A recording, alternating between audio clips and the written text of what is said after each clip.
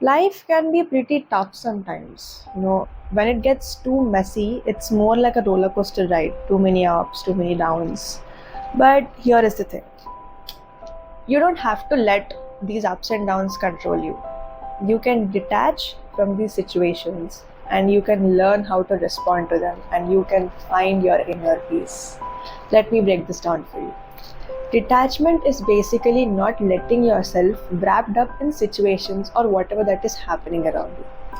It is just taking a step back and looking at the same thing from a different point of view. Looking at it from a distance will make a whole lot of difference. Now, how can we do this? Detachment can be towards the situation, towards an opposite person, or towards your own emotions. Now, let's talk about the situations. It is very easy to get frustrated and upset when things don't go as you plan. And it is obvious that not everything in your life is going to be according to your plan only.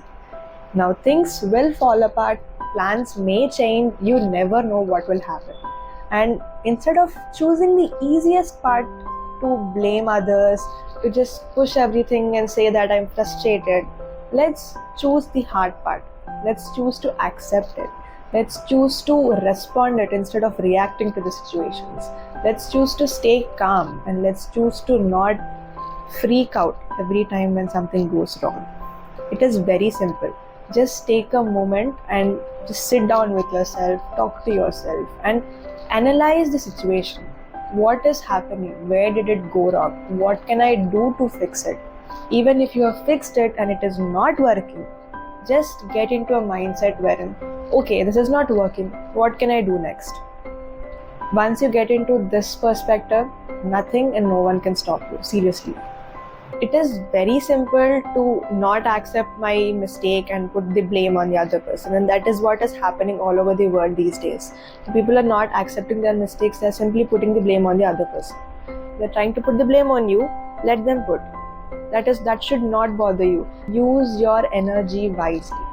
You can choose to be angry, frustrated, mad for nothing, and you can also choose to be positive and optimistic towards that situation.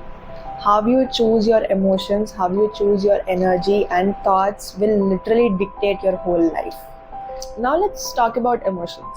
It is very natural and very obvious that we as human beings, we feel things deeply. But sometimes when we can't control our own emotions, the emotions will take control over us. It will make us more overwhelmed. So that is where you have to step back and look at things from a different perspective.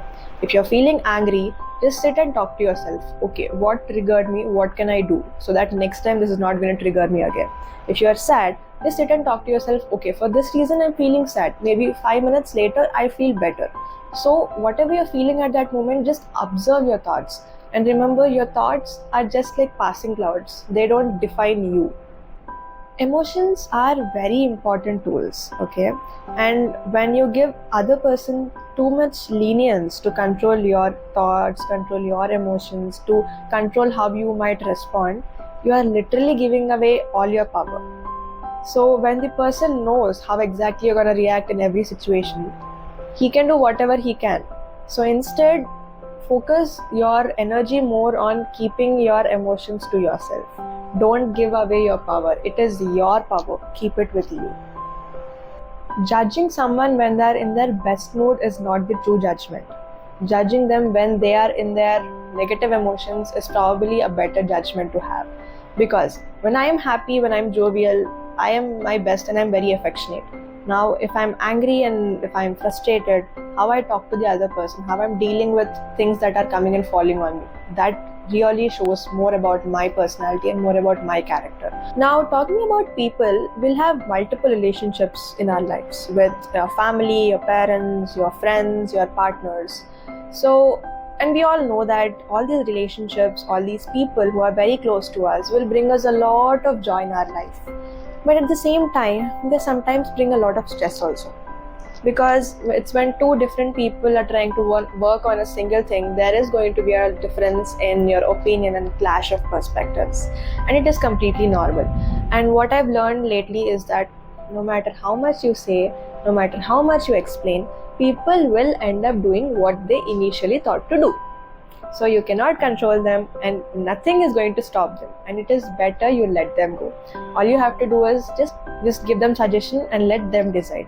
Give them the option to choose, because it is not your responsibility. Your life is only your responsibility, and you can never dictate the other person, and you can never take control of the other person. It is literally called ownership or manipulation.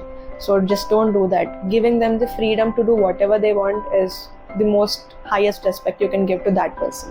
And the same thing works for you also. People will tell you do this, do that, but you will know what is right for you, you know. When you know what is right for you, choose to that, stick to it, and do that only. There you have it, a little crash course on detachment. All I can say is set boundaries, focus on yourself, take care of yourself, and be so occupied that you don't have time to think about others. You will never have control about the opposite person's actions and their words, but you will definitely have control about how you're going to respond to it, right? So be the best version of yourself, to yourself and to the people who are loving you. I'll see you all in the next one.